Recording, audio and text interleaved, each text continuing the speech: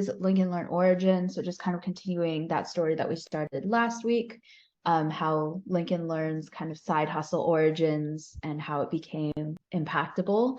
So I wanted to talk about the original format of LinkedIn Learn. So you mentioned the team was all freelance. I think you also mentioned that Upwork was 50% of the pipeline for a while. So I'm curious how you built and grew that channel, since Upwork can be so hard to grow on.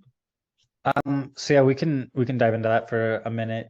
Upwork, I basically came on and I was just testing stuff. I used it as like a testing ground. I was doing work, basically making no profit on it just to get projects so that I could get good feedback. As I got like, I don't know, the first threshold was when there was like $5,000 earned and then $10,000 earned, and I was getting good ratings in. So as I started getting that, I started I started moving up the pricing, and I started getting, because we were doing so many projects because we had a lower price. I was getting a really good bead on what people actually wanted. So my actual offering was morphing based on like the feedback I was getting, and so that's one of the things I love about the volume play. Like if you go low price, high volume of clients, you just get more feedback. You learn how to do it better because you're working with more clients, and you get more client feedback because you have so many people telling you what they like or don't like or what they need from you. So eventually I developed the offering based on that client feedback. It became a very specific lead generation outreach from their profiles. And we got pretty good at kind of a structure and framework that really worked. We walked up the prices. And at one point, it got to the point where when it was going from side hustle to agency, I got someone that a college kid that I'd known on LinkedIn to build my first website, and it was $500 was the first website, and it was pretty ugly, pretty functional. I'm looking back at how that website looked. I'm surprised that it was converting, but basically it was just a step up from like, I was sending people these copy and pasted proposals and pricing on Upwork. And then I had like a Google Doc that had like information and packages. So the $500 website was a step up from sending people a Google sheet that had information on it. And so, yeah, it was progression for us. And I think at that point, once we got the website, that's when I started dabbling in Google ads and learned that and started leaning in. That's when I fell in love with like paid ads and actual marketing. And so I think that's when things started to take off with us, because obviously having a website, there's a lot more you can do with actual marketing and SEO, and having basically a 24/7 salesperson. Like people would see my profile on LinkedIn or wherever, and they had somewhere to go.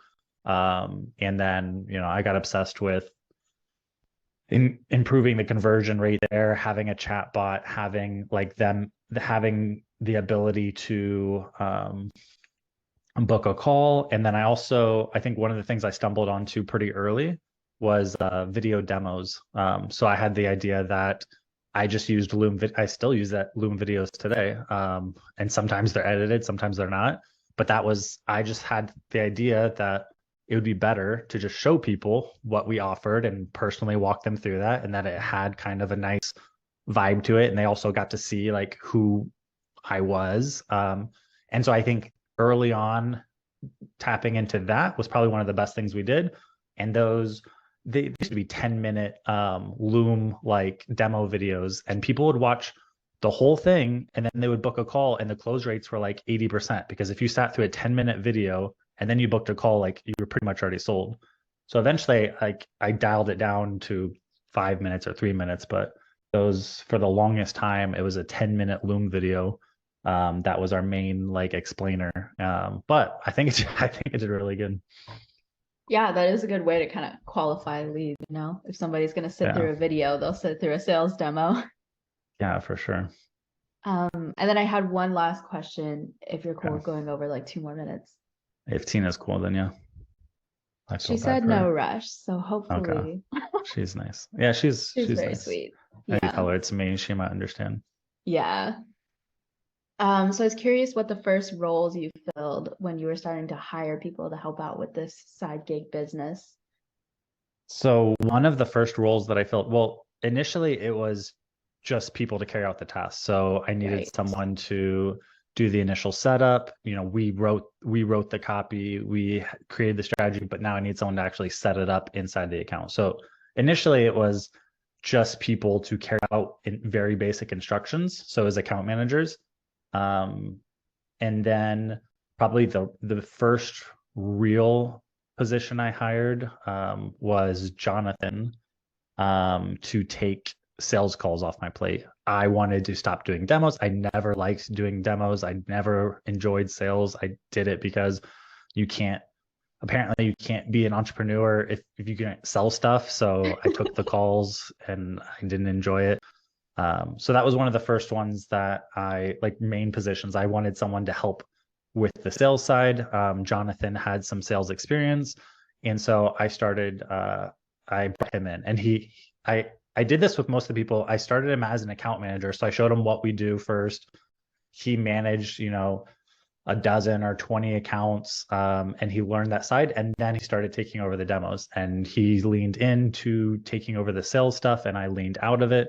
And that was amazing for me because if you're taking like 5, 6, 30-minute, or 6 to 8 30-minute demos a day, like that's time you're not working on the accounts that you're selling, because I was still one of the main players in there. And then B, you're not able to work on your business. So like my flow early on was like really terrible. Like I would take demos during the day, then I would do a crap ton of client work in the evening.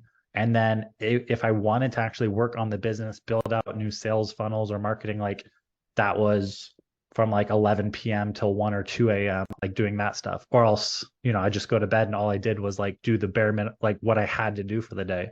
And so like that was a little exhausting, but carving out that extra time to actually do like the additional things of working on the business is what eventually let me step more and more out, until at one point I wasn't doing any of the sales and I wasn't managing any of the accounts, and I was just focusing on our marketing and training the team and figuring out what products came next. And it was a beautiful place to be, but that wasn't early on for sure.